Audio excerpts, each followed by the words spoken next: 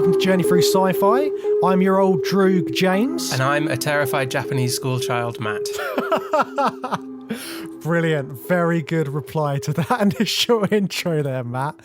So we are back for another episode today, and we are going to be joined by a guest to talk about two amazing dystopian films full of ultra-violence, gore, teenage school children, and just people going crazy.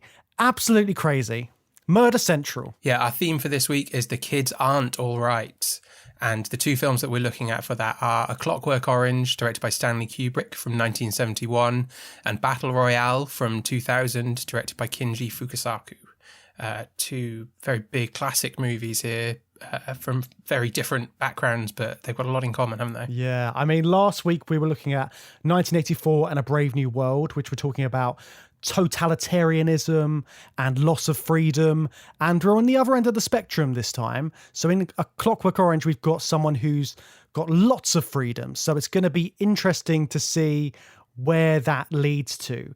And I think there's a big theme as well in these two films about the fear of societal decay. So I think it's going to be an interesting discussion. And to help us with that, our guest for this week's episode is Mike Muncer from the Evoloution of Horror. Yes, we have strapped an explosive collar around his neck, drugged him, taken him to a deserted island, clamped his eyeballs open and forced him to watch some of the most horrific images ever put to screen. But he just enjoyed it because that's his thing, and he does that all the time in his free time anyway. So he had a good time with these, and we haven't been able to reform him in the slightest.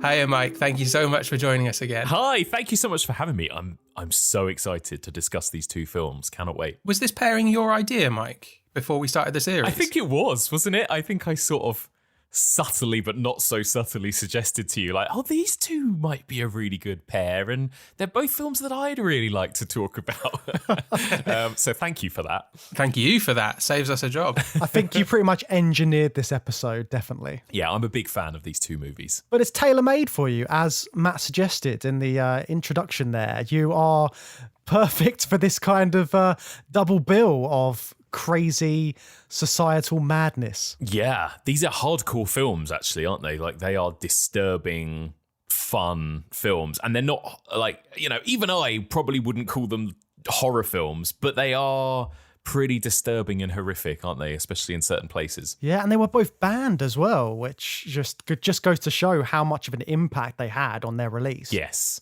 they are. Like, these are the films that I sort of heard about, almost like mythic, before I'd even seen them, you know, which I'm sure we'll get into as we go. So, Mike, before we properly start talking about A Clockwork Orange, so this series, we are looking at dystopias. So why do you think dystopia is such a great sort of sci-fi subgenre, and why is it such engaging subject matter? Because there's been so many dystopian films, fiction, literature made. It's just a recurring subgenre that keeps coming up again and again. Why do you think it's so sort of like on the mark for people? I think it's funnily enough, like, you know, coming at this from, you know, a big horror fan's perspective, it seems like one of the subgenres of sci-fi that is the closest to horror. And I think the appeal of it is a little bit like the appeal of horror, because dystopian films are really dark, aren't they? They're really dark. A lot of the time they're quite scary. They're quite disturbing. They can be quite upsetting. And I think maybe there is some sort of catharsis maybe in experiencing these kind of dystopian worlds where everything is so horrible. Like, I don't know, there's something about playing it out in a kind of safe space, you know, watching a movie in the same way that watching, you know, something really grisly or terrifying happen in a horror film is a kind of catharsis in a way. So I think there's something about that with dystopia. And maybe also it just makes us feel a little bit better about our own world as well. Like, no matter how bad things get maybe in this world, maybe, you know, we watch certain dystopian films and it's like, well, it could be worse. Like, I don't know. That's such a hopeful view of dystopian cinema. We were a bit worried going into this series that it's going to be one of the bleakest series we've done, and it's just going to be relentlessly miserable. But that's a really interesting way of looking at it, that kind of, it shines a positive light on your own world. It can do, can't it? Although there are some, obviously, dystopian films or stories that are close to the mark, and that they are some of the harder ones to watch, I think. So even the TV series, for example, I've never read the book, but the TV series The Handmaid's Tale, I had to stop watching that because I just found it too disturbing, too upsetting. I couldn't even get through it all. And sometimes things like that, I don't know what it was. Maybe it was we were watching it in an era when the world was a bit dark and scary over the last few years or something. But I was like, this is just too relentlessly bleak and upsetting. So I think sometimes they can get like a little bit too close to the mark for me. But I think at their best, yeah, they kind of give you that cathartic, almost escapism in a weird sort of twisted way.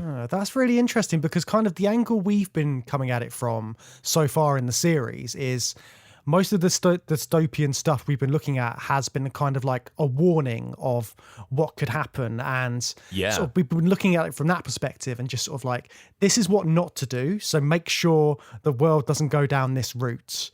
So it's interesting looking at it from this other sort of perspective that you're bringing on, just sort of like it's got an entertainment value to it as well. Yeah, and it kind of is that too, isn't it? But I guess it's often slightly heightened as well. Like I think the worlds in the films we're going to be talking about, these two films particularly, they are heightened, right? Almost cartoony sometimes in the way that they are portrayed and the characters and the performances and stuff. And it's almost like it is a kind of warning, but also it's a sort of this is an exaggerated view of where we're headed, maybe, or where we're going. And I think that progression is something which happens sort of like in sci-fi cinema as time went on as well, because some of the earlier sort of depictions of dystopias seemed a little bit more serious about what could happen, like 1984, Brave New World. They're sort of like their sort of totalitarianism that they're sort of talking about in those is like very heavy topics. But I think in order to engage with audiences and create sort of like entertaining cinema that can kind of get those important messages across, but at the same time not be too dark and depressing about it, I think that's where you get cinema like this, like a Clockwork Orange, like Battle Royale, where it's sort of taking it from a sort of satirical angle and then talking about the same things, but doing it in sort of a different kind of way. Yeah, you end up with very kind of conflicting feelings, I think, about both these films, right? As to how much you kind of can find it funny or entertaining or disturbing or upsetting. And it gives you all of that, I think, across these two films. Well, on that, shall we jump straight in for a bit of the old ultra violence with A Clockwork Orange?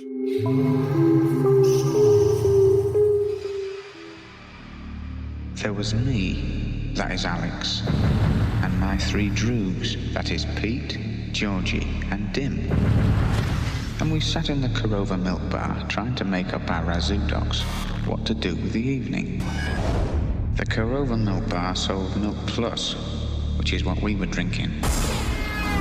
This would sharpen you up and make you ready for a bit of the old ultra-violence.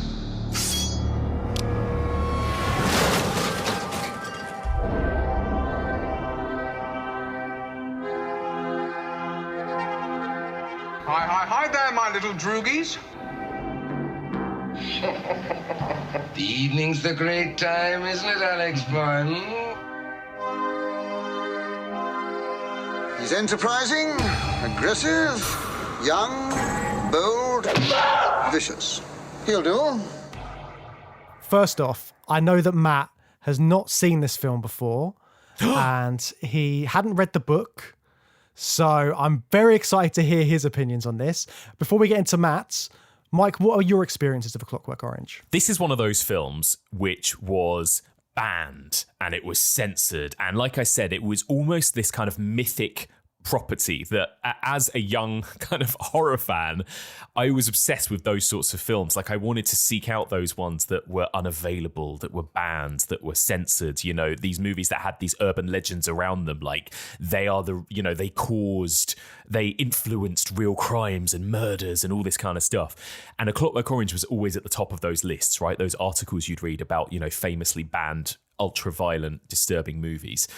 So I sought it out pretty early after it had been re-released in 1999. I think it would have been the early 2000s when I first saw it.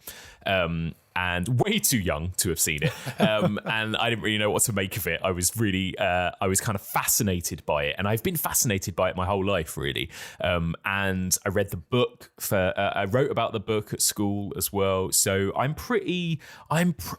know this film and this story very well at this point. Yeah. Excellent. This is good for us, definitely, for this episode. I'm glad you know it so well. And Matt, I'm really interested to hear your perspectives on it. Yeah, well, this is another film that I had never got around to watching because I really, really wanted to read the book and I hadn't got around to reading the book. Same as we did 1984 last week, same thing. So I read the book for that. So I did the same thing. I read the book for this, and then I put the film on, and I back-to-backed it, same as with 1984. So good. And it was a pretty intense experience. Oh my God. To do that. Wow. So it's like, yeah, you absorb the information from the book first, and then absorb it as a film. That's like, do you feel like your mind has been warped after the experience? You feel a bit like Alex, like, you know. Yeah.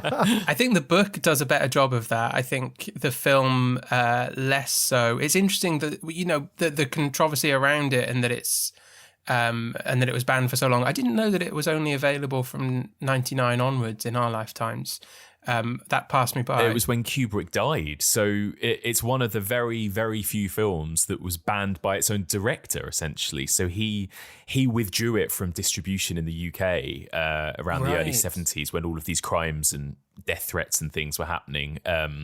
And that was it. It wasn't available for as long as he lived. And then after he died, Warner Brothers just put it straight back out, and they literally gave it a theatrical re-release and then brought it out on video or DVD or whatever in 1999. Yeah. Oh wow, all of that stuff passed me by. I'd read that that Kubrick withdrew it from its cinematic release when it was still in cinemas because of the backlash and the crimes associated with it. But I had no idea that lasted.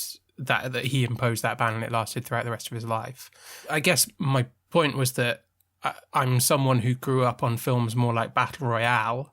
So watching this in my 30s, I didn't find it that violent, whereas the book is uncomfortably unpleasant and violent at times, and a much more unsettling read than the film was. The film, and it's accused of glorifying violence because it's amazingly shot and presented in an entertaining way that is really engaging and watchable, that I wasn't... none of it seemed too violent compared to some of the films I've watched in my life, you know? Yeah, I think it was the actual crimes which were being committed around the release date when it first came out were so closely linked because people were blaming the film, and they were like, there was one incident where there was like some sort of rape that occurred, and they were singing in the rain, and there things like this were happening, and they were exactly like the film. And I think it broke Stanley Kubrick's heart as well, because he put his heart, like as with any film that he makes, he put his heart and soul into this, and for it to be interpreted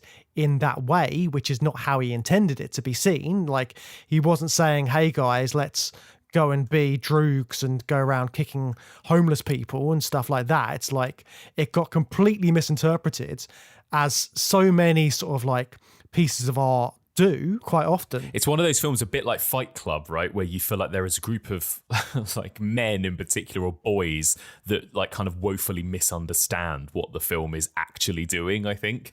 And you know, and there is something that's really kind of stylish and cool about A Clockwork Orange, and you do kind of want to, like, I've dressed up as Alex at fancy dress before at university, and that's something quite disturbing about that when you think about it. It's like, oh yeah, this kind of weird fictional rapist murderer person, but there's something also kind of cool about it, and that in itself is a really uncomfortable thing about the film, I think, but deliberately so. You know, I think that's what Kubrick is kind of getting at with the film. I think he's captured quite well what the book does, which is that it's a first person narration, and you are, whether you want to be or not, you are on side with Alex just by the way you're hearing his story. He's telling it to you as if he is sitting right next to you in the book, and Kubrick is doing a good job of putting that on screen, which is that, like, you're going to go along with Alex on his story, and he's telling it to you the way he experiences it, and he enjoys violence. He loves doing violent things, and that's what he's kind of putting into your head and confronting you with. And I think he's done a really good job of translating that element of the book to the screen. Yeah, it's so clever, isn't it? Because it almost feels like you're watching a film made by Alex, like in how extravagant and beautiful and balletic it is in the first act when he's out and about murdering and doing all this other stuff, and there's all the Beethoven music, it's accompanying it and everything. Then it gets to the middle section and he's literally saying this is the really sad and tragic part of the story, and it gets much more kind of muted and kind of slightly duller, slightly slower paced and everything. And then obviously you get the third act when he's being attacked by people, and it's almost more like a horror film in some way. And it's because it's like you say, Kubrick has kind of put that idea of that kind of first person storytelling onto screen, hasn't he? I think. Yeah, and I think it's such an interesting way of sort of framing the film as well. Just having you're automatically siding with him, and you feel like you're in it with him. You want him to prevail, even though he's this crazy killer rapist. Like you're totally on side. And so I watched this again when I was in my teens. Far too young to be watching this film. Yeah. I sneakily watched it around a friend's house because my parents had explicitly told me that I was not allowed to watch A Clockwork Orange, whatever happened. So I made the effort to go to watch it around my mate's house. And yeah, it's got all of those things. I don't know what it was when I first watched it, though. I don't think I took it seriously. And you watch these scenes again as an adult. You watch the scene with the rape and the tramp getting beaten up, and you suddenly realise how graphic they actually are. Even though they don't show anything, they don't show any of the violence in sort of graphic gore way. It's all sort of just clever camera angles and cuts. But just having all of that in your head as you're watching it, I think when you watch it again as an adult or with a bit more sort of experience, you realize what's actually going on. It's not just this fun, jovial singing in the rain scene with a bit of violence. It's sort of this weird juxtaposition where you're seeing something really graphic at the same time. Yeah, I think there's something scary about all of Kubrick's films. All of his films in some way really unnerve me. I think 2001 has stuff about it that is quite scary. I think, even Eyes Wide Shut has stuff about it that is quite eerie and weird. And I think it's got something to do with Kubrick's kind of coldness that in all of his films. And yeah, there's something about those scenes at the beginning that they're really long and relentless, like that home invasion rape scene where he just keeps this kind of locked off camera for so long, and it just seems to go on and on and on, doesn't it? And there's just such a coldness about his filmmaking that it is disturbing, I think, despite the fact that it's all those other things we've said. Yeah, the long takes in particular are very uncomfortable. That's a good example of it. And then I really noticed one late in the film when he's being beaten up by the police and left at the edge of town. Yes. And he gets his head dunked in a trough. It's about a minute. And I had to rewind and watch it again because I'm sure that because Malcolm McDowell comes out of the water, and I thought it must have been a stunt double, but he must have I think there's a a hose or something or a snorkel run underneath, because it's a full minute where Alex's head is under the water and it's a single static shot, and it just those long takes get very uncomfortable, don't they? And again, with that, you're in this sort of lush countryside, yet this horrific violence is happening. And that's sort of happening throughout the film. You've got the moment where they're fighting with the other gang, Billy Bob's gang or whatever they're called. And you're shown this proscenium arch, and it looks really decorative, and you're like, oh, where are they? This looks quite nice. And then it goes down and you hear the screaming and you're seeing what's happening, and you're seeing this gang are about to rape this other woman. And it's all of this sort of juxtapositioning of something artistic and supposed to be sort of higher society, perhaps, than with these really heinous acts happening at the same time.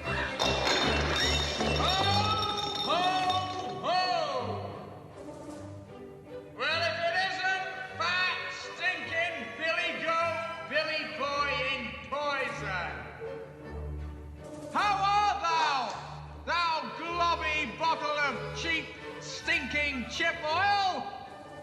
Come and get one in the yarbles! If you have any yarbles, you eunuch jelly thou!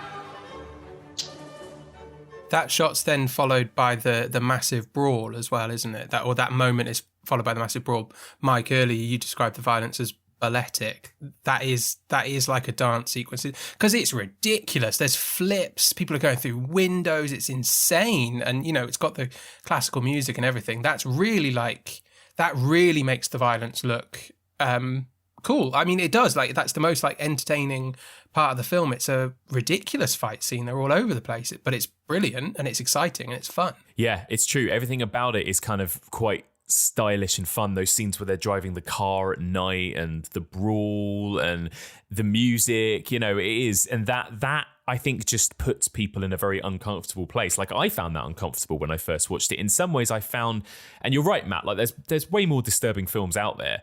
But there's something about this one still, for me, tonally, that I find quite disturbing more than a lot of super gory, super violent movies, I think it's in that juxtaposition that James was talking about, like juxtaposing that chaotic dance fight sequence that they all have, which is taking place after a rape. And then shortly after, there is a locked off static shot of, a torture rape scene. Yeah. It's that mixing all of those things together is unpleasant. It's a very unpleasant feeling to be sort of visually excited by chaotic, almost blockbuster violence, and then have that sandwich between two quite statically shot rape scenes is really, really unpleasant to the senses. Yeah, both of those other two scenes as well, with the beating up the homeless man and the rape, aren't accompanied by any music, like you say, like that fight scene is as well. So yeah, you're right, there's something much more disturbing, but it's got characters singing kind of happy songs while they're doing it, which is even more disturbing, isn't it? I think. Yeah, angrily singing a happy song. Yeah. Horrible. And the whole the bit where Malcolm McDowell's singing in the rain, that was all just total accident that happened, because apparently Stanley Kubrick, they shot that scene a lot of times. And Stanley Kubrick was like, it's missing something. And then he said to Malcolm, can you just sing something? Can you sing a song? And the only song that he knew was Singing in the Rain. So that's why you get Singing in the Rain in there. And then, of course, all the producers and stuff were losing their shit, because how are you going to clear Singing in the Rain for this film about ultraviolence? What is Gene Kelly going to say about this shit?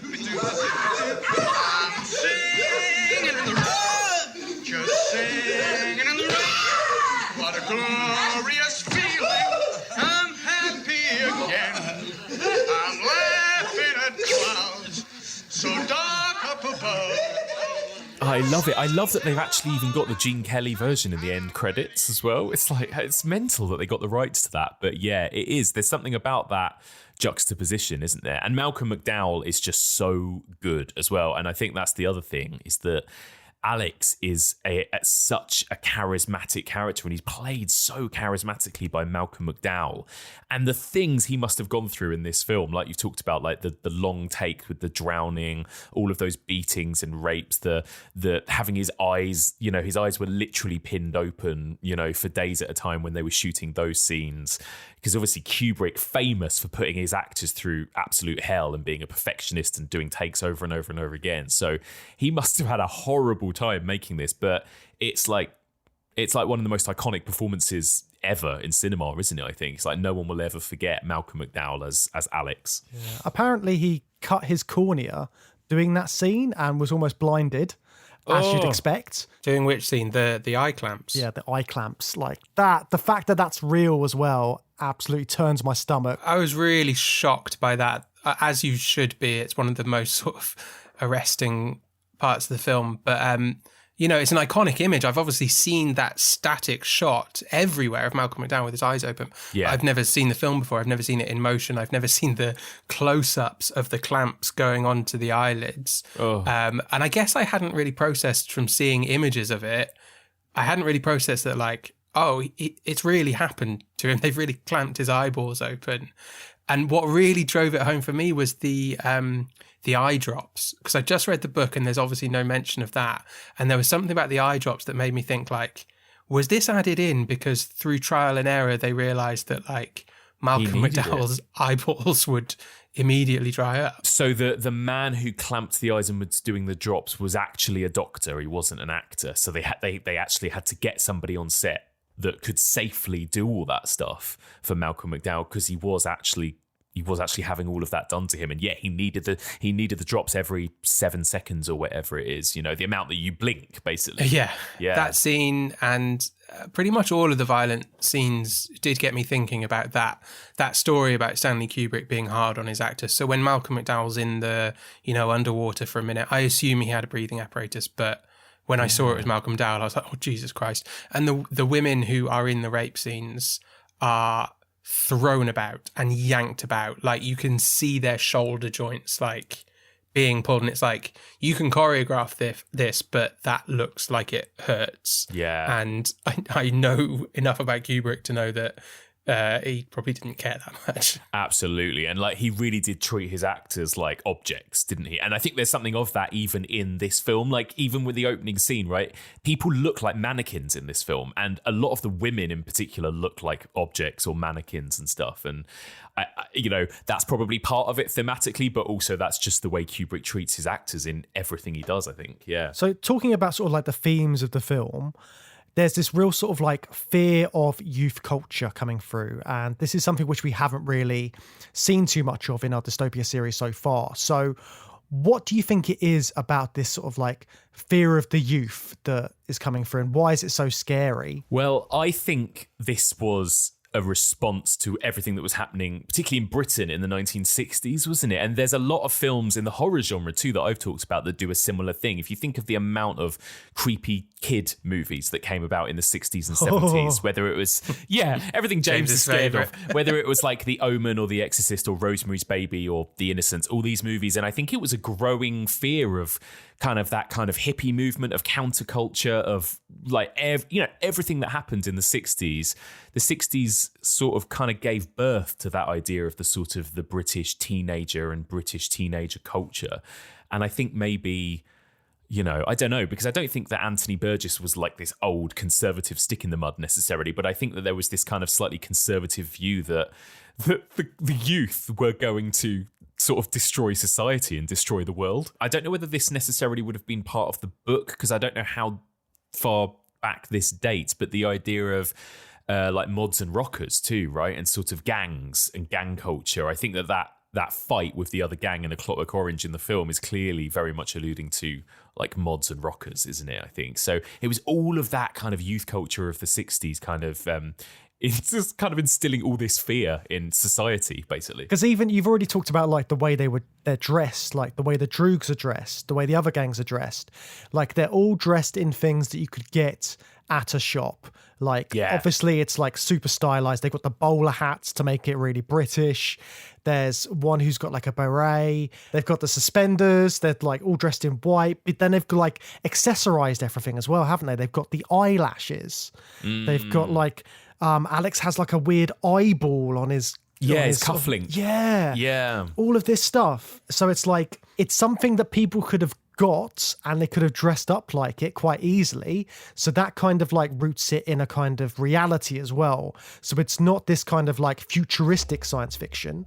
It's still rooted in like something relatable to the audience. Like this could actually happen. You could get gangs wearing this kind of stuff. Totally, yeah. It's so clever that, and I'm sure we'll talk about this as we go, but I think everything down to the production design, the costumes, the language, it's like this mix of something old and classic mixed with something very modern, mixed with something invented like science fiction, and it's all kind of meshed together. So how does the language work in the book?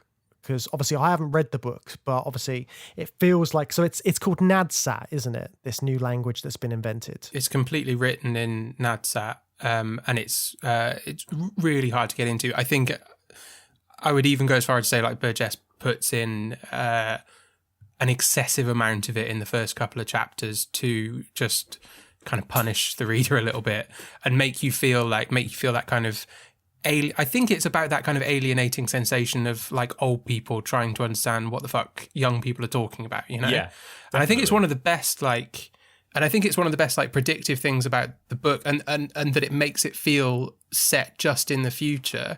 Because if you showed to someone in the early 1960s the way young people talk now and the slang that they use, it would seem as half foreign as Nadsat does. So it's perfectly just pitched at like the right amount of not quite English, but when you read enough of it and you hear enough of it, you're picking it all up from context. That's exactly how slang works. So it just feels like it's set like 10 minutes in the future or 10 years, whatever, like slightly in the future by inventing some new slang and making you feel like a weird old man who doesn't understand how kids talk. Yeah, it was actually like, and it's sort of a mix of various different sorts of languages and dialects, isn't it, Nadsat? I think it's like there's a little bit of Russian in there, but there's also almost just kind of like baby speak, like when they say things like eggy wegs and stuff like that, and then mixed in with kind of almost Shakespearean sort of. There's that moment when they're challenging the other gang, and he's like, "Thou globby chip." What is it? He says something like, "How art thou, thou globby stinking chip oil," or something like that. But it's like, it's all this kind of weird mix of different eras and dialects and that kind of thing. It's really clever. I think there's something really interesting about the fact that a lot of there's the thee, thy, thou, oldie English stuff, and then there's the things that sound like Russian words. There's something very interesting there about the youth being influenced by Russian language and that creeping into youth dialect for a book written in the early 1960s. Yeah. There's a real fear there about teenagers picking up Russian slang. That would be terrifying to a lot of people in middle class England where it's set, to have scary teenagers sounding like Russians. You'd be it's losing also your mind. like really rebellious for them as well, isn't it? Because they're doing it deliberately, obviously to sort of like make a point, be like, where like uprising against society, we're going to speak Russian, we're going to do this, we're going to do that. And like, I find the whole slang thing so engaging because obviously, like, you guys know I'm obsessed with rap music, and like there's like slang is constantly evolving in sort of like rap, and there's different sort of like slang words used in different parts of different countries and things like that, and people speak slightly differently in each sort of like state or borough, and it's so interesting and you have to try and work out what some of these words are, and just as you go on, you just like, the more you hear them repeated, you get an understanding of what they're talking about. And it's the same with A Clockwork Orange. Like, you hear certain words being used, and like, I could understand what Alex was saying because you get the gist.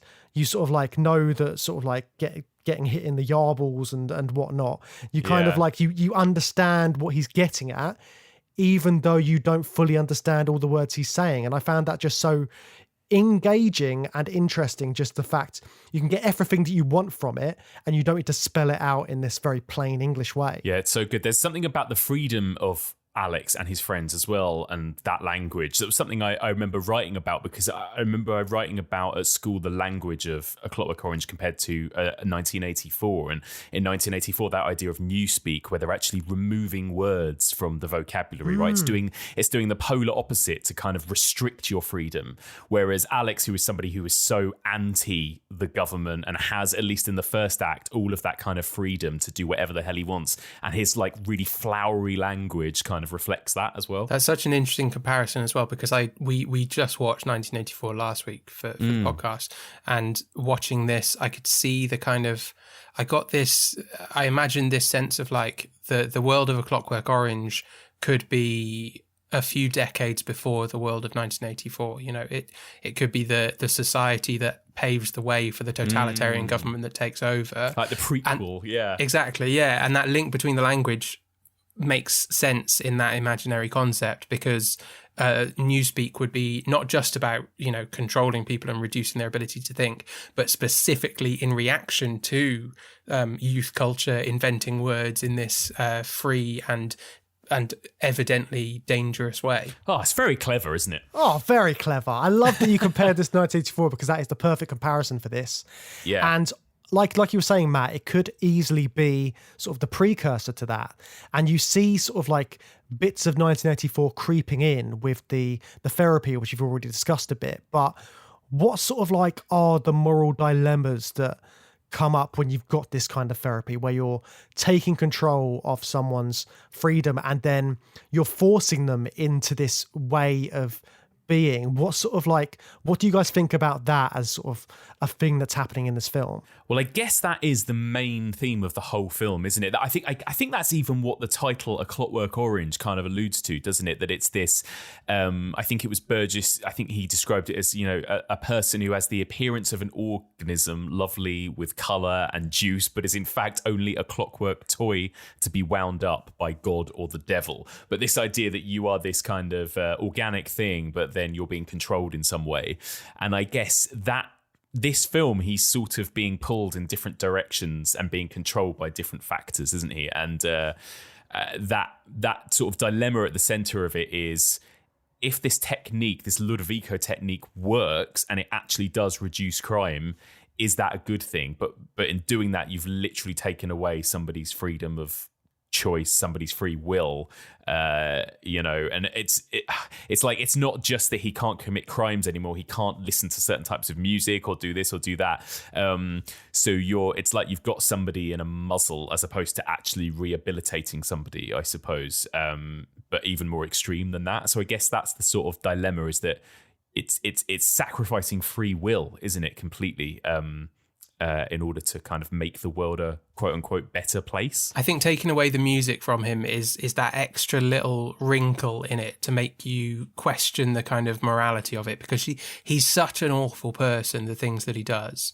that if it wasn't for the music, the abject cruelty of making him physically incapable of enjoying Beethoven's Ninth, if it wasn't for that fact, I think it would be easier to kind of view this and say, well, you know what, Alex is a monster, and yes, it was pretty rough, but if he can come out of that as a productive member of society after the Ludovico treatment, is it so bad? It would be a trickier thing, but like it genuinely is. It's awful, like what happens to him, particularly about the music. Like, you do feel sympathy for Alex because you can see the torture plain on his face when he's banging his head into the floor, and he's just absolutely losing it. You can't help but feel like they shouldn't have taken the music away from him. I know, it's brutal, isn't it? And I think that, and there's something, in the book, I don't know if you read this version of the book because it's in certain versions, Matt, but there's a final chapter of the book where Alex does kind of rehabilitate. So he gets the treatment reversed, but then I think he runs into one of his old droogs, Pete, the one that doesn't become a policeman, the fourth one. And he's kind of living like a sort of normal, non-violent adult life. And there's this kind of internal monologue of Alex sort of saying, I've kind of lost that passion for wanting to go and beat people up or whatever anymore. And there's this idea that maybe he's just growing up and growing out of it naturally, kind of thing. But a lot of the versions of the book and Kubrick's version get rid of that because they think it worked much better to have that darker ending of like, well, there's that moral dilemma again. We've reversed the treatment and he's probably going to go back to raping and murdering again. The end, kind of thing. So it was the American publication of the book that didn't have the final chapter. Basically, the publisher just said, like, American audiences aren't going to believe this, that he would just... Because he just gets bored. Like, he gets the treatment reversed, and that happens in the film as well, doesn't it? Because he's able to go back to it. But then he literally just gets bored, and his own reflection is, oh, I guess I'm just growing up. This is what growing up is. Yeah. You no longer want to be a violent teenager, and you want to be a normal, productive member of society. Which I thought was a really interesting ending to the book. But yeah, the American publishers just said, like, American audiences aren't going to believe this. It's unrealistic. So for years, that was the American publication, and it was the only version Kubrick had read for most of the development and production of the film. So he never really, I think he did read it before it was released, but he was like, I'm not interested in that. I'm interested in the ending that I knew. You couldn't imagine Kubrick wanting that kind of slightly happier, sort of tying everything up in a bow kind of ending either, could you? I think so. Yeah, it's weird though, because the end does seem like it's happy for Alex, even though it's like it's horrendous still. It's his happy ending still, isn't it? But like not for the world kind of thing. Yeah, I still think it's a good bleak ending for the world, the idea that he would just like get bored and grow out of it, because I kind of read it as the idea being that, like, teenagers are just going to get increasingly scary and violent, and old people are going to be scared of them and reactionary against them. But there's nothing you can do about that. Those teenagers are going to turn into adults, and then they'll be running the country, and they'll have their own kids who become even bigger monsters than they were. And this is the cycle of humanity that we're just going to get worse. I thought that was a brilliant, bleak ending that he just sort of went, I'll just be a normal guy from now on. Yeah. But I think the depiction of the adults in the film is quite interesting as well, because like no one's really shown as being completely like full of morals, are they? They've all got ulterior motives, and there's always something sort of dark going on underneath. I mean, everyone's kind of in it for themselves. That's why I think it's a better ending in the book, because that Minister of the Interior, who clearly doesn't care at all about Alex and just using him as a publicity stunt, we can infer from the book's ending that he was a terrible teenager as well. And the way that he's treated the younger generation has made them grow up to be even more unpleasant and violent than he was. And Alex will then go on to have kids and make them grow up to be even more unpleasant and violent than he is. And it's this self-destructive cycle of society. So you're absolutely right. All of the adults are unpleasant and crappy. I don't know, apart from Alex's parents, they don't seem that bad. They seem all right. They're not too interested in him. They're a bit cartoony, aren't they? I mean, like everyone in the film, the adults are absurd, aren't they? Like they are cartoon characters. Like especially is it Mr. Alexander? The one who's like, yes. The whole way Mr. through. Deltoid. There's the Deltoid, that's it. And he's like kind of pervy and just super weird. All of like that woman that they kill as well. It was like, now cut the shit, Sonny. And all of that. Like they're really over the top and they're like borderline deranged, aren't they? Some of the adults. Yeah. Yeah, society's completely broken and everyone in it is broken. Alex is the worst of them, but he's a product of the same thing that's causing all this in everyone else. Yeah, there's like in other dystopian films and fiction, you'd have like a resistance or someone who's morally good somewhere in there. But everyone in the society either seems to sort of like just let things go and just sort of go with the flow, or is sort of like actively trying to make things worse in a way. Like there's no one who's essentially good, is there? Yeah. So, well, what about what is his name? F. Alexander or something Alexander, the author at the end. He kind of succumbs to a desire for revenge and is cruel to Alex, but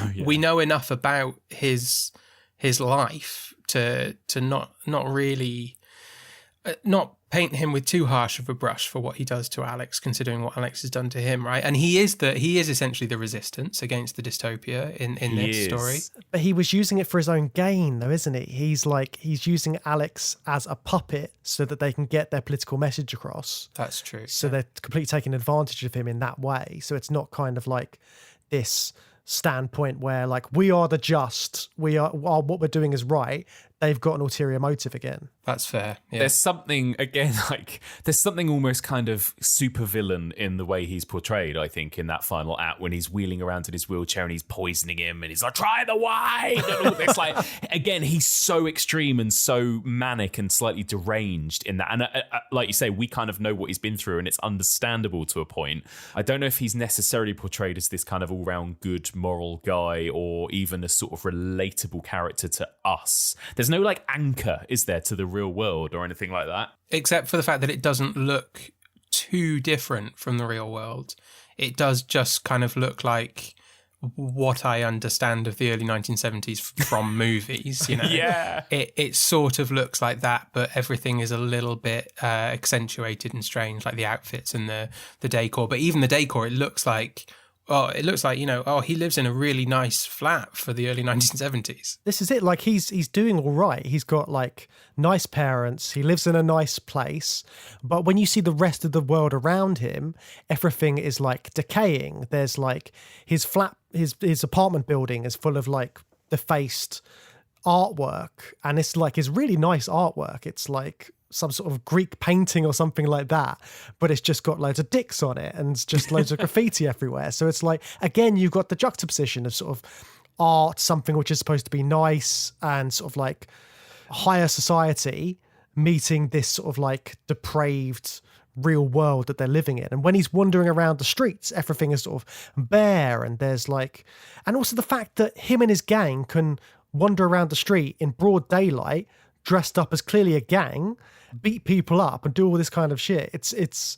It just goes to show what this society is like, doesn't it? Yeah, that amazing scene in the daytime when they're walking along the river and he like kicks the droogs into the water and stuff. It's so good, isn't it? But yeah, you're right. And I like that for the most part, within Alex's world, it is all quite beautiful and like his room and his flat is quite nice. But and the bar that he goes to is all very nice. But it's just those little moments when he's walking home or whatever that you see what the rest, it's like this dystopia is almost sort of on the periphery because he's in his little teenager bubble almost in the first act of the film, you know. Just to pull you up on what you just said there, Mike, do you think the bar they go to is nice? Well, it's like it looks like some sort of like something you'd see at the Tate Modern or something. I think, like, you know, it could be a bar in London, you know.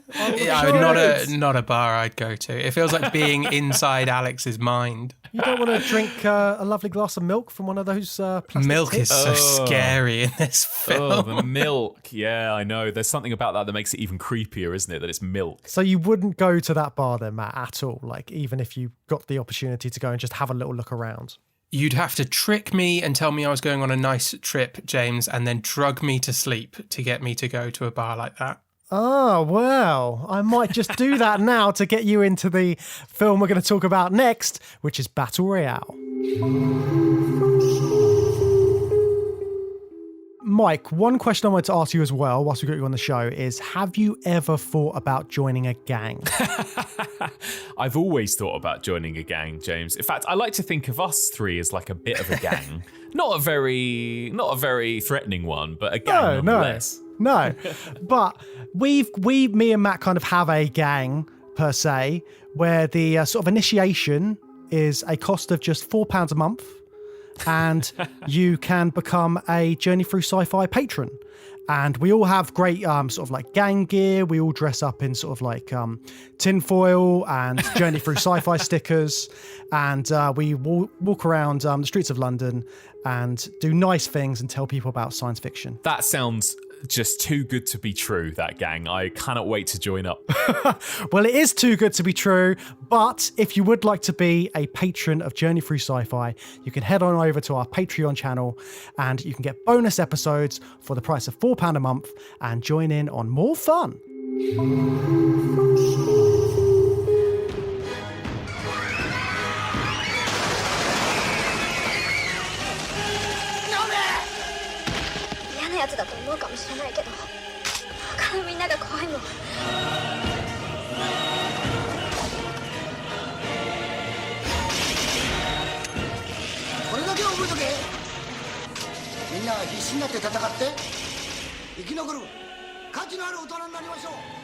Okay, so we're moving away from Clockwork Orange and the 70s to the year 2000. We're in the future.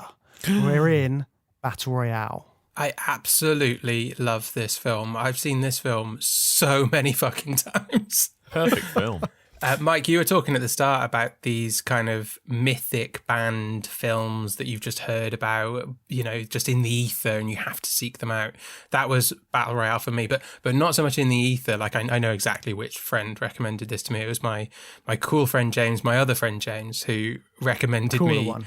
The cool friend James. the one I knew when I was 11, who recommended me cool, weird films, often Japanese films that I just had no idea about. And I remember I bought this off play.com back when that was the place you go to buy DVDs. And I got the Steelbook. I've got it here with me right now. I don't have a lot of Steelbook DVDs, but I got this one on DVD, and yeah, I've just watched this so many times. I love it so much. I'm guessing you guys are similar on this one, right? Yeah, I didn't watch it until, I think it must have been 17, 18. Oh, really? But it was, but it's in sixth form, and I just did not know what to expect. It was just blew my mind. James, I think I lent it to you. I think that's right, you know.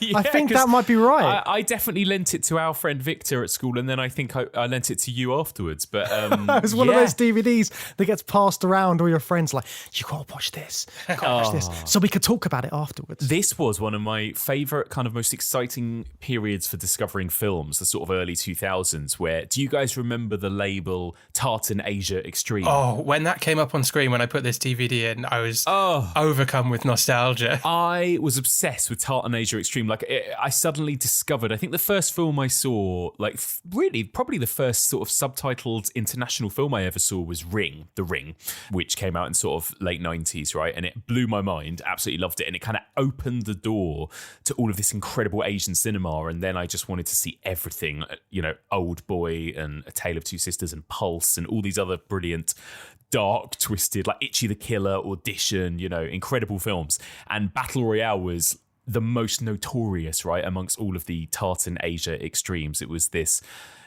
film with this reputation. I think it was banned in America, right? And all of these other things that, I'd heard about it. So I could not wait to see it. And then, I was the cool kid that was passing it around at school, lending it to people. I was the friend of the cool kid. I was exactly the same. I think the same friend that told me to get this had also let me borrow his VHS copy of Ring.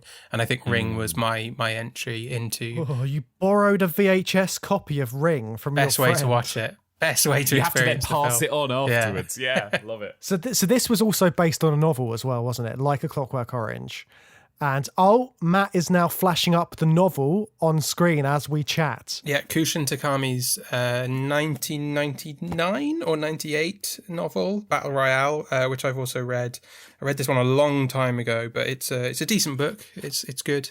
It's no Clockwork Orange, but it's a good read. Interesting. It's interesting that they both, like so much of the dystopian stuff we've looked at so far, they were books first and then they became films. So it seems like that seems to be the trajectory for all the dystopian films we're watching so far. Yeah, popular genre in literature almost more than it is in film, at least initially, kind of thing. Yeah, that's interesting. Yeah, because again, if you look at films sort of like later down the line, we're going to discuss like Hunger Games and The Running Man. I mean, Hunger Games in particular, that was such a big book to come out around that time.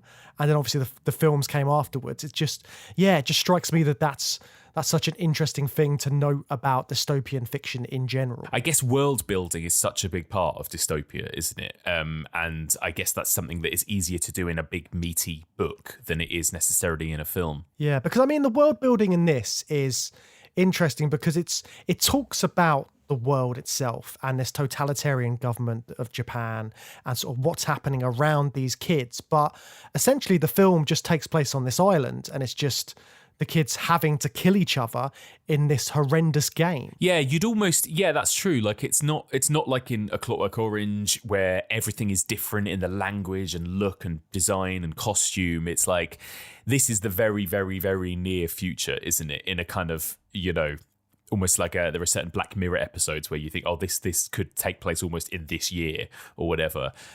This kind of feels a bit like that. There's nothing particularly in its look or style necessarily that makes you think future. It's just the kind of exposition that you get at the beginning, isn't it, basically? Yeah. And even in some of the flashbacks, the lives of the kids look all right. There's a scene where you've seen two characters in sort of the home they're living in, but it's like a bright flashback. They're playing guitar. They've got lots of stuff around them. They look like they're in a kid's room. It's not like this dark dystopia that you kind of imagine it to be for them to end up on this nightmarish killer island. There's something even scarier in a way about this dystopia because that stuff is sort of hidden, right? It's like a secret. It's like the government want you to believe you're living in a nice, normal world, but actually secretly they are murdering children and doing these things that is like, it's like going on, but it's clearly not really known to a lot of the residents or the kids or the characters in this world, right? Like they had never heard of this BR Battle Royale thing until they're put in it. So it's like this weird secret purging that's going on in this country, kind of to keep it maybe looking even more utopian from the outside in a weird way, Yeah, you're absolutely right. Like the kids of Class B are stunned and bewildered when Kitano is explaining the BR Act and they're watching that introductory video. But that was interesting rewatching it this time and thinking about it in the context of our Dystopia series. The BR Act exists as a deterrent for juvenile delinquents, but our key characters seem to be unaware that it exists and are just living good or bad lives, seemingly, unrelated to the sort of societal collapse that we're told about in the exposition at the start. How effective is this as a deterrent for this supposed mass problem of juvenile delinquents? Yeah, it's true. And I think the other thing is that you don't really get the feeling that it is clearly such a monstrous thing, right? Like, I think, like we talked about, A Clockwork Orange, is they're doing something quite inhumane and monstrous to Alex, but also Alex was a monster, and you kind of felt like in some ways these kids needed something doing to them in A Clockwork Orange, right? Whereas these kids are, for the most part, quite sweet, innocent kids, you know, and you really feel like this is a truly kind of pointless, monstrous thing that they're doing in this film, that the government is doing, you know. And it's this disconnect between generations as well, isn't it? Because obviously, like, the BR Act is public and there's news coverage of the winners and things like that. This is in sort of like the public consensus. People know about this, but like the youth have no interest. Like, they don't know that there's this thing going on. If they do, they don't care because it's not got nothing to do with them. It's something that the adults are worrying about. And all of the adults they're all living in sort of like low income places. They can't get jobs. I mean, the lead character's dad commits suicide because he can't get a job. It's sort of like a Great Depression, isn't it? I get that kind of sense about the society in general. Yet the sort of like the younger generation just aren't aware of this, and they're kind of left to sort of run free and do what they want. So that's why they skip school. They run around with knives. You've got that one kid at the beginning who stabs the teacher. And it's just like, it's all sort of like they're just left to go savage, basically. It's weird though, isn't it? Because at the same time, those kids never seem real, like, I don't know, two-dimensional evil. Like, even that kid that stabs the teacher, that scene when because isn't he the kid that's on the bunk bed with our main character? Yeah, and he's actually like this sweet kid and clearly has gone through stuff in his life, because I think those two are in a foster home at that point and stuff. And, you know, it just doesn't present the kids in the same way that A Clockwork Orange does in any way, does it? I don't think. Yeah, they're very rich characters and they're very sympathetic characters, all of them. And one thing that I kind of forgot about the film, or maybe it's just me getting soft in my old age, is that it's just an unbearably sad film. It's very like melodramatic and over the top almost in its emotion at times. But just the sort of unbearable sadness of the cruelty of the state being enacted on these children is really affecting in the film. And I think the other thing that always strikes me every time I watch it is that these really look like children, don't they? Like, I think the thing about a lot of Western cinema that focuses on teens is that these teens are usually played by like 30-somethings, right? Even A Clockwork Orange, because in the book, Alex is supposed to be 15, but there's no way that Malcolm McDowell, you know, was that young and that he even looks or acts that young. Whereas some of these kids do genuinely look like children, and I think that's what makes it even more kind of disturbing and upsetting, and also shows the pointlessness and cruelty of this whole BR act, I think. I think the only ones which don't look young are the two transfer students, but that's intentional, isn't it? Because they're older. They've done it before. They're more experienced, but I think both those actors were like 25 when they did this. Oh, right. Kawada looks like he's about 40. Yeah. But Shuya's, the guy who played Shuya I think he was literally 18 years old when he shot it. And yeah, he absolutely, you're right, he looks like a young guy. And this is what's so fun about this film as well, because it is sad, it is disturbing, but it is also like you said, Matt, it's a sort of melodrama, isn't it? And the problems that these kids have are like silly teen problems, like it's all about who's in whose clique and who has a crush on who, and the bickering and the arguments. And it is like a kind of silly teen film, but played out in this kind of death arena. It's really cool. But it captures perfectly like that kind of experience of being in secondary school or being in the final years of school. Like when you were, what are they supposed to be? Are they supposed to be 18 or are they a bit younger than that? Maybe 15, 16. Right, okay. So it's similar to the UK, that at the end of compulsory education, so it's the equivalent of GCSEs. But at that age, you knew exactly who had been out with who and who might have a crush on who, even if they weren't your close mates. Like you knew the dynamics of about 40 other kids of your age. You easily knew how well everyone knew each other, and it perfectly captures all of that. And I think that's probably why I liked it so much when I was young and watching it, that it was such a good capturing that. I think it's amazing that Kinji Fukasaku was 70 years old. I think it's his last movie or one of his last movies. He's had a whole career and he is just perfectly capturing young teenagers in this awful situation. It's amazing. Well, part of the reason he's able to capture that as well and get this like extreme sort of like violent element in there is, so I was watching an interview with him and he was talking about when he was 15, he and like a group of his friends were shot at by an American task force in Japan. This was during World War II. This was like I think it was like a month before the end of the war. And once they'd all been shot at, they were being made to dispose of the bodies of their friends and the people which were in front of them or whatever scenario was happening at the time. And at one point they had to try and hide under a bunch of bodies as well. So he's sort of lived this horrendous like experience through World War II as a 15-year-old. Wow. So some of the stuff that's happening here is kind of like he's obviously got it sort of like this absurd edge to it and made it comical in some sense. But at the same time, it's very poignant because it's like, this is stuff he's kind of experienced. And he said after coming out of that, everyone was kind of like, there was no bickering. Everyone was on the same sort of like wavelength. It was all about the friendships and stuff they had.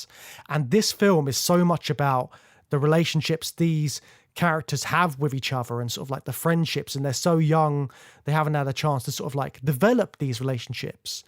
And it's just like having a 17-year-old director being able to portray that in this film, I think is remarkable. Oh, it's amazing, isn't it? And I think that all of that definitely comes into it because there's almost kind of like war or prisoner of war kind of imagery, especially at the beginning. Like, I think the whole set piece in the classroom is one of my favorite set pieces in cinema. Like, I absolutely love it. That moment from when they wake up in the classroom to then the teacher telling them what's going on, all of the mass panic, the murders, the shooting with the soldiers, the training video.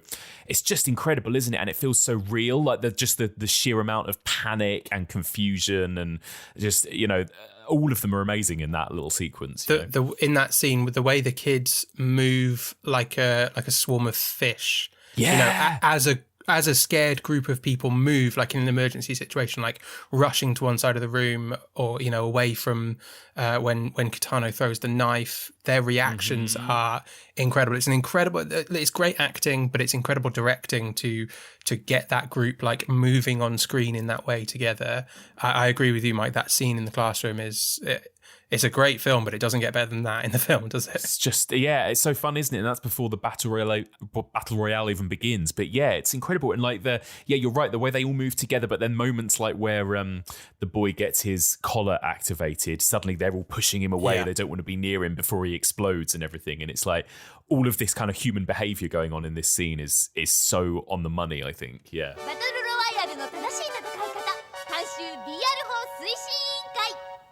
白岩学園3年 B 組の皆さん、こんにちは。はい、こんにちは。よし、飛行してんじゃね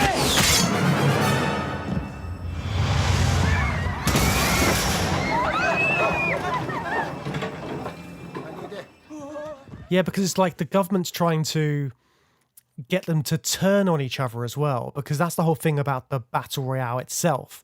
They can't trust anyone, so they're sort of like being broken up into sections. So also sort of like looking at it from sort of like the government perspective, if they do this to these young people, there's no chance of like a resistance or an uprising that could happen in like a dystopian society. They're culling all of that by literally culling the sort of younger population and then instilling fear into them, because once more of them know about this BR Act and it becomes sort of like in the general mindset of the younger generation, then sort of like that means that people aren't going to rebel because they're out of fear, because you don't want to end up on this island having to kill your classmates, do you? One thing I noticed watching it back this time as well is that in doing that, it's a massive act of distraction as well on the part of the government. So we're introduced to two concepts at the very start of the film that I've never really thought about before. One of them is the juvenile delinquency, which is the whole point of the BR Act. But we're also told that Japan has a 15% unemployment rate and 10 million people are unemployed. You mentioned it earlier, James. The BR Act doesn't do anything to solve unemployment. No. And it does very little for juvenile delinquency, because it's what is it, one class per year? That's a tiny percentage, and our class doesn't even really know about it. So the kids aren't paying much attention to it in the media, but it's this, it allows the government to other them, to make them an other to be scared of. We've got this juvenile delinquency problem. Don't think about our 15% unemployment rate. We are violently clamping down on juvenile delinquency, and you can watch it on TV. We are so effective. Look at the winner of the last one. She's insane. Look at how effective our BR Act is. Do not think about our 15% unemployment rate, because we're doing fuck all about that with the BR Act. Yeah, it's so true, isn't it? And again, like, to an extent, not to the extent of A Clockwork Orange, but some of the adult characters in this are quite absurd. Like the teacher, right, Kitano is a sort of weird comedy character in places, isn't he, as well? And again, there's that sort of slight tonal difference there between the way the adults are portrayed in this world and the kids and their relationships to each other, I think. Yeah, I mean, Kitano's playing up to... There's a lot behind Kitano, isn't there? Kind of off screen. Like, Takeshi Kitano, he's an enormous star. Going back to the book, like, this is a very faithful adaptation of the book. There's stuff, loads is cut out very sensibly to make it run to time. But the biggest change is that the teacher character is a much simpler character in the book. He's just a nasty monster in charge of things. But they've done so much more, I think, to completely change him, to make Takeshi Kitano fit into that role. He is comedic because it's Takeshi. Like, people know him. He's a funny guy, but he's also capable of being an incredibly terrifying guy, an incredibly tough guy on screen. Like, he's doing all of that in this film, and they're just allowing him to spread his wings, really, and do everything that Takeshi Kitano does well. And his character's really interesting as well, because he's got like quite an interesting backstory that is sort of justifying what he's doing in a way, or like at least in his own head, because he's got this fractured relationship with his daughter, and then he's obsessing over Noriko, this sort of like the female protagonist. He's getting all of his frustrations about his terrible relationship with his own daughter, and then sort of fantasizing about having this great relationship with this schoolgirl that he's been teaching. Unbelievable misreading of social cues when he unveils that painting. No one has misread a situation more than Kitano at the end of the movie revealing that painting. Such a weird ending, isn't it? Like, everything from the revealing of that painting to him getting shot to then getting up, eating the cookies before he dies and stuff. It's so bizarre. That was something I guess I didn't like that about the film the first few times I watched it. Because he gets shot like 30 times by an Uzi, and then he very calmly gets up, has a phone call, and immediately dies. I don't know, watching it again, there was something I liked about it so much because it's so ridiculous, isn't it? But you're right, like, revealing that painting just paves the way for some absolutely insane stuff from Kitano at that point. Just madness. Yeah, madness. And it was, I think definitely, again, like Asian cinema, Japanese cinema, it doesn't always necessarily give you that kind of Hollywood-style ending. And this movie does have quite a strange, ambiguous final act, doesn't it? I think, in general.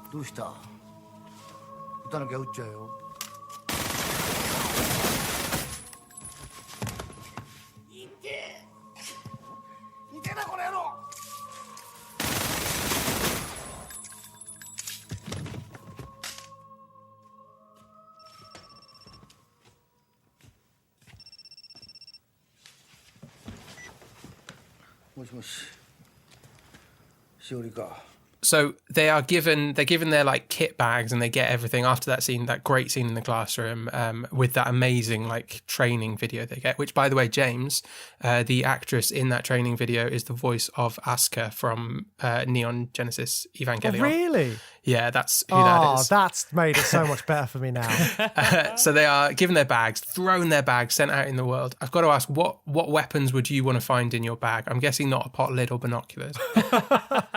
Oh, see, I actually think when we meet the kid whose weapon is the tracking device, I'm like, would that be one of the best weapons to have? Because you could basically just evade everyone for the majority of the time, right? And then you'd have to figure out a way to kill somebody at the very end, maybe, or unless they all kill each other and you just hide because you can see where everyone is, kind of thing. I think you've got a great point, but yeah, that risk of they're told very clearly that there can be only one. It's a Highlander situation, and all of their heads are going to explode if you just play that defensive game.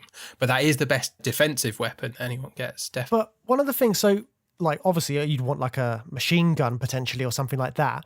But the transfer student who has the machine gun, it never runs out of ammo. Yeah, it's amazing. How much ammo has he got? Like he's just going through so many clips, but you never see him reload or anything. Yeah, that's mad. I think that seems like the obvious answer is the Uzi. It seems like the most powerful weapon because Kiriyama gets his hands on it and he's an absolute psycho and he just wipes out like half of the class with it. But I would not be confident with an Uzi. I'd be. Can you imagine? Yeah, I'd be all He's over just the doing place. it all one-handed, like crazy, just dancing around. The like recoil on that must be mad. Oh, Take definitely. your arm off. Yeah. I don't think I'd stand a chance with an Uzi. I think I'd be pretty happy to just get a handgun, like single shot, defend myself, sneakily creep up on someone at the end of the game and kill them and then win. Yeah, that's not bad. Like a sniper rifle on top of the lighthouse would be pretty ideal, good, yeah. wouldn't it? But yeah, that's the thing. It's like that's the thing about this film, isn't it? It's not just some bleak, disturbing, dystopian drama. It's a really fun action film, isn't it? When it gets going, that's the thing. And it does have that. It's like I said at the beginning, that element of catharsis about it, because it's like, oh, what would you do? What weapon would you use? And there is something. It's sad. It's simultaneously really sad, but really fun from that point onwards to watch all of these kids just kind of slaughter each other in various ways, I think, anyway. And a lot of that violence has satisfying human narrative behind it because of what you are told about these kids and their relationships with each other. The kind of stupid kid who goes in too hard at the start and is too violent gets immediately punished by a dopey kid who doesn't quite know what he's doing. Yeah. Chigusa, the girl who defends herself against a potential rapist, that's a really satisfying kill. Probably it's up there with Kiriyama getting killed at the end, in terms of the satisfaction of it. And again, Kiriyama, like, he's just this terrifying force of nature thrown into the mix. So to have our characters that we fall in love with through the film, some of them get taken down by him and it's tragic, and then the protagonists show up and there's this epic confrontation and climax between them. All of that action works because of those human narratives beneath it, doesn't it? And there are different people that behave in different ways, and they're all kind of believable to an extent, right? Like, you're going to get maybe some kids that come out of there and completely, some kids take their own lives as soon as this game starts, right? Other ones completely don't know what to do. They fumble around, they get murdered instantly. Then you get characters like, it's Mitsuko, isn't it? Who's like the kind of mean girl who is like, becomes the ultimate mean girl in this film. She's terrifying as well. And I love that side to this as well. You've got like the geeky techie boys who are like trying to work out how to like, disarm everything. And like, I love that, again, it's like these kind of teen archetypes almost, but they're sort of magnified in this film on this battleground as well, because it's a teen movie, isn't it? This is like a violent Breakfast Club or something like that. It's like it should be up there in like one of the best teen movies, because that's what it is. Totally. I have to say, Mike, you mentioned Mitsuko. I always thought of her as like one of the psycho characters like Kiriyama. Watching it again, I gotta say, Mitsuko did nothing wrong. She's looking out for number one. She's had a rough life. And she's just trying to get out alive. I forgot that it's a showdown between her and Kiriyama at the end, and I think that's really fitting that he's the one that takes her out because he is more evil and terrifying than her, and you're rightly rooting for her in that moment. She's done some pretty awful stuff, but not her fault. It's the BR Act's fault. She didn't choose to do any of that stuff. She was put in a situation and she was trying to make the most of it and get out alive. Sort of implied she's a bit of a bully though, isn't it? Yeah, I think she might be. But also, they do also imply that she's had some hardships in her life, which is maybe the reason why she is the way she is, which is the story of so many school bullies, right, as well. Yeah. So I think all of that is there without revealing too much, which is quite clever. Yeah. And I love the scene with the girls in the lighthouse. I was going to say. That's up there with the classroom scene, isn't it? Yeah. Again, it's just like a perfect little set piece, isn't it, of the way they all turn on each other. And again, the way that teenagers in a non-deadly environment might do that too, right? And this kind of like sort of slightly petty throwing the blame at one another turns into this massacre. It's amazing. And how a group of kids on a school trip will kind of form a friendship bond that is extremely fragile and can fall apart, and all the kind of old rivalries and stuff will rear up at the slightest element of mistrust between them. Because they're all like young and hormonal and they all fancy each other, and then like not everyone's love is reciprocated. Yeah. So like again, with like it's got some of the most funny bits where you've got some of these kids declaring their undying love for these people that they've just found in the middle of nowhere. And it's just like, it's the absurdity of it. But it's like, for these kids, that's kind of like, when you're a teenager, thinking about stuff like that is the most stressful thing. And it's like, teen relationships are incredibly hard to deal with at the time, aren't they? They're the center of your universe. Teen issues do feel like life and death when you are a teenager, right? It's the reason why so many Shakespeare like stories get turned into teen dramas as well. Like, was the whole wave of them, wasn't there, in the 90s with like and various others. Like, these kind of like big melodramatic works of literature work really well in a kind of teen environment for that reason, I think. Yeah. And I love the melodrama in this. I love the way that they declare their undying love and then they just sort of die instantly and stuff. It's so good. I like the love triangle that Sugimura is on a quest to kind of resolve is a good one. Like, he seems to be in love with Chigusa and Kotahiki, but like there's not enough time to kind of like resolve any questions of like, well, which one do you actually like? He's just like, no, I've got to go and find both of them and just tell them I love them, and just figure it out. Yeah. Are you talking about the sort of like the little groups that they're in as well, Mike? It is like Clockwork Orange in terms of like gangs and tribes, and they've put themselves in those groups, haven't they? They've managed to sort of build them around themselves, so like everybody's sectioned off. And I think this is something that's like an inherent sort of societal thing, and it gets sort of like primal, doesn't it? So again, I think we're going to find it in lots of dystopias that people will group up to sort of survive. So depending on what group is the strongest is who will make it to the end. And that's exactly what's sort of happening here. Yeah, they're all finding their sort of group, but then all of them are trying not to think about the fact that in 48 hours' time, somebody has to be a lone survivor in that group, don't they? And they're all kind of avoiding that topic, as most people would probably the whole way through, because you would. There's probably something in human nature that you would do that, wouldn't you? You would group up in that way. Yeah, it's really clever. I love all of that. And we do have that group of characters, like you said, James, that was sort of missing from A Clockwork Orange, that are the sort of anti-establishment, kind of the people that are actually going to bring the system down from the inside, right? Those kind of those sort of techier kids with all their computers and all of that stuff. On that note, have either of you seen Battle Royale 2? Once, yeah. A while ago. Yeah, it's no good. But they follow that thought through, and Shuya becomes the leader of the resistance against the government, and they're basically a terrorist organization, but they're kind of trying to take down the government for what he's been through in the first film. It kind of ends on that note, doesn't it? That there could be like an uprising on the horizon when they manage to get off the island, and they're on the run basically. And it comes to that question which comes up again and again, like, how do you get out of a dystopian world if that's what you're in? Like, what is your escape? Yeah, that's true, I suppose. Like, I imagine you guys probably aren't going to cover many films where characters actually succeed, right, in bringing down a dystopian government that's going to come up, yeah. That thread of like the resistance, we're going to be looking at that later, and how dystopias can be toppled. There is that kind of element of that just at the end of the film, isn't there? That seed of hope. And I guess I'm thinking of the Hunger Games. Like, if this were made into a trilogy of Battle Royale films, then you could see the trajectory being similar to Katniss's journey in the Hunger Games series. I think the beauty of this is it works so well as just a standalone film. And I think like that's why I've probably not been drawn to watch the second one again, just because it's so perfect as a singular film. It does everything you need it to. You've got like the one set piece of the actual island and everybody's killing each other, and then they escape, and that's kind of it. You don't get like a happy ending, but how can you have a happy ending after all of this bloodshed? I know, and it's amazing how well they do manage to make that film flow, because I think there's a feeling when you first watch it, right, when the kids will get kind of thrown out of the classroom and, you know, one dies and it says, 40 to go, and you're like, oh my God, is this it now for the next hour and a half? Is it just going to be bodies piled? Is that going to get a bit boring and sameish?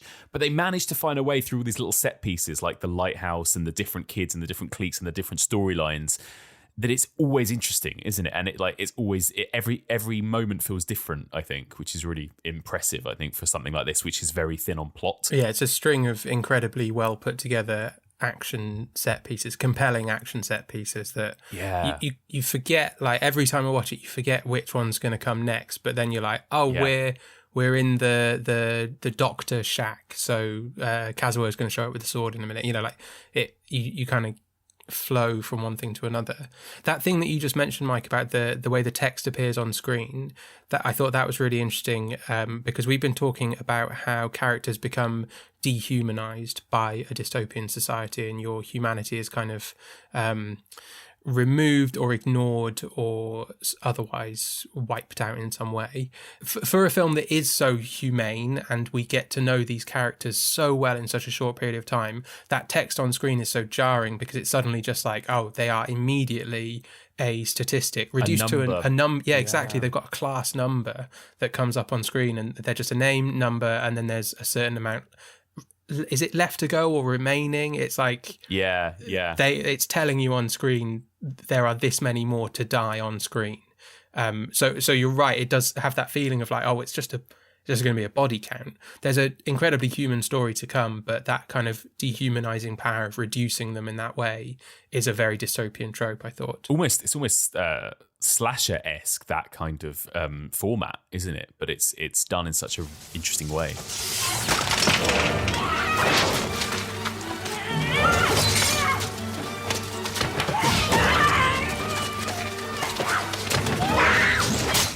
Battle Royale as sort of an idea is really influential as well, because we talked about the Hunger Games and we talked about like the sort of spin-offs that have happened since.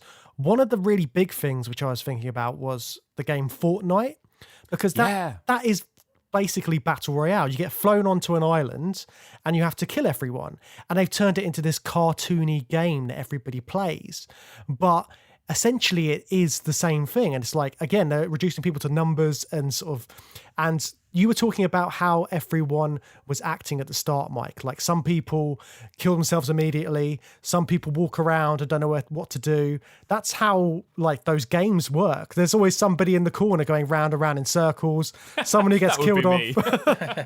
It's like that, but it's like just seeing the comparison is something which I'd never thought about before when watching this film, but it's like a video game, isn't it? Well, I don't know if you guys know, like, is the term Battle Royale, like, was it sort of coined for this book? Like, did the term exist before this? Like, yeah, it existed before. I mean, it was 100% popularized by this book and this film. But a Battle Royale would refer to a big fight, because, like, I mean, WWE, formerly WWF, had the Royal Rumble. Yes. Which is like their branding of a like wrestling battle royale. I think you would refer to the Royal Rumble as a battle royale. Right. And other other wrestling ones probably had their own. Technically, brand. Matt, if you're playing one of the computer games, a battle royale is a 4-man brawl. Is it on the WWE games? I might not know. I know all that the from years of playing terminology. SmackDown and stuff like that. But yeah, it existed before, but it's certainly become popular. And I think Fortnite is such a good example as well. Like Fortnite's it must be one of the most like profitable games of all time. It's like an absolute moneymaker for EA. And then you've got PlayerUnknown and Call of Duty Warzone. There's all these copycat games because it's a very easy format to copy. But it's also like an entertaining format, as this film sets out, that this idea of throwing a load of characters onto an island, they must fight to the death. That has entertainment value to it, and it works. And I remember being so angry at people when they didn't realise the Battle Royale existed when they were talking about Hunger Games. Yeah. And just, I would constantly be like, have you heard of Battle Royale? And they were like, no, but Hunger Games has exactly the same idea. No. Watch this. I was such a grumpy old man when Hunger Games came out, and I was like, "What's this rubbish PG-13 version?" And then I actually thought the Hunger Games films were pretty good. I was like, "All right, fair play." I was exactly the same. I said the same thing, that it took me years to watch it, and then when I finally watched it, I was like, "This is nothing like Battle Royale. This is a very surreal, strange, great film." Yeah, exactly. Yeah, it's interesting that it's sort of like it's just inspired so much other sort of entertainment, like whether it be games, other films, TV shows. I'm sure there's things like that which have sort of been inspired by Battle Royale. Just the longevity of it, and just this was sort of like the 60th film from Fukasaku. So that's like, he's got an amazing career up till then, but I've never really watched any of his other films, so I'd be interesting to go back and watch some of those, because like I think I've only ever seen Battle Royale, and that was like the last film of his career. Have you guys seen any of his other stuff, just out of interest? I don't think I have. I'd have to have a proper look through all the films he's made. I don't know whether there's anything I've seen and not realised, but as far as I'm aware, no. I've only seen this one. But you're right. I mean, given how amazingly this film is directed, it's like I should really try and check out some of his other stuff. Yeah, I'd like to see some more of them. There's an absolute ton of Yakuza films in that back catalogue, but he also directed a post-apocalyptic film that I'd really like to see called Virus, from the 80s, that looks like it could be quite cool. Well, we might have to bank that for a future discussion. One for a future series, I think. Well, I think that about wraps up our discussion on these two films. Mike, thank you so much for coming on the show. It's been an absolute pleasure once again. Oh, guys, I've absolutely loved it. And thank you for letting me basically force you both into discussing these two films together and then having me on as a guest. I really appreciate it. Well, I'm just glad you didn't stick us on an island and force us that way. Exactly. And for any listeners who don't know who you are, where can they find you on the internet? Where can they find your podcast? Tell them all about the Evoloution of Horror. Yeah, so you can find our podcast, The Evoloution of Horror, all the places where you get your horror podcast. We are just towards the end of a little hiatus between seasons, but we're coming back with a vampire season very soon. So we're going to be looking at vampire films. Finally. Which is, I know, at long last. So some classics to cover. So subscribe to us, follow us on Twitter at EvolutionPod. Yeah, so if you've still got a bloodlust after this episode, go and join Mike for his vampire series. What an absolute pleasure having Michael Muncer back on the show talking to us. It was great, wasn't it, Matt? Yeah, it's always good talking to Mike. It's always terrifying, spooky and terrifying speaking to Mike. He's the scariest guy we know. No, he's not. He's really lovely. Of course, yeah. But it's not so fun being a kid in a dystopia, is it? It doesn't seem to work out well for the youth. No, it's interesting how sort of like they're depicted as sort of this dangerous element that could come in and cause trouble for the government, but at the end of the day, they're just kids. Yeah, and as we saw in like 1984, definitely there's something about the power of othering someone or some group of people, and in these films, it's the youth. They are selected by the authoritarian dystopian governments as the enemies of the state, and everyone can blame all your woes on them. Like definitely in Battle Royale, when they just don't solve any of the economic problems in Japan. They just send a bunch of kids to an island to die. It's this othering that gets the population all rallied up and on side. I think we're going to see that quite a lot as well throughout the series. Governments othering groups in order to make enemies of them. Yeah, definitely. And I think that's something which will come up in next week's episode, where we are looking at revolutions. We are looking at uprisings and revolutionaries, and we will be talking about Conquest of the Planet of the Apes from 1973. Now, we've been chatting about Planet of the Apes over on Patreon as well, haven't we, Matt? We've been having a lovely old time looking at all these Apes films. That sounded so sarcastic, but I am actually having a really good time. I'm glad, because you know how much I love those films. Yeah, so long-time listeners may remember that we looked at Planet of the Apes, the first original 1968 Planet of the Apes film in our time travel series, and it's James's favourite film of all time, and he loves the series. So we've been doing a little mini-series on Patreon, starting with Beneath the Planet of the Apes, the second film, and we're working our way through. But number 4 in the series, we're bringing it back to the main feed because it fits nicely into our dystopian series, or so I'm told. I haven't seen it yet. Oh, it does indeed. It's going to be an absolute pleasure watching that one again. And we are pairing that up with V for Vendetta from 2005. Lots of flowery language and crazy masks and revolutionaries again. So, we'll see how we get on when we revisit that film. So join us for that one. But in the meantime, of course, you can always reach us by email, journeythroughsci-fi@gmail.com. Drop us a line and say hello. Or you can come and join our Facebook discussion group and you can drop us a line there. And it's much the same as email, but everyone can see it. Yes, lots of places to get in contact with us.